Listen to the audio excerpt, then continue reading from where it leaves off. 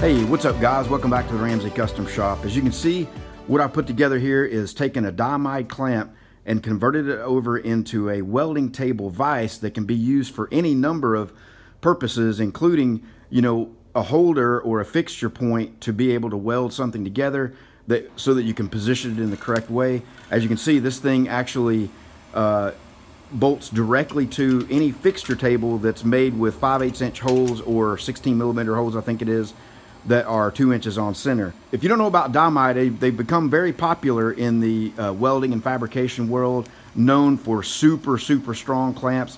This thing puts out, this is a 5-inch version. They also make an 8 and a 12-inch version. This particular one puts out something like 7,400 pounds of clamping force, or 3.5 tons, and you basically get that at your fingertips on your welding table, so that if you need to hold something really tightly, if you want to use it for other functions, and it also puts the work at a very comfortable place. You can see the other day I had to weld these two plates together on edge, and if you clamped it down flat on the table, which you could do that, it just puts you in an awkward position versus you see me running across it here with the TIG welder in a very comfortable, easy to flow position to get the best weld that you can.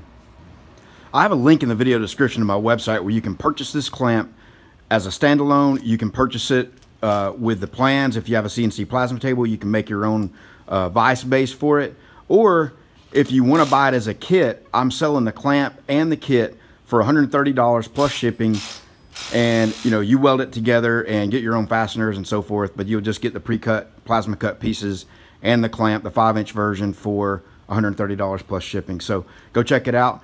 So many uses. Check this little thing out here. How many times do you need to press something together and weld it, or hold it really tight, while you're welding it?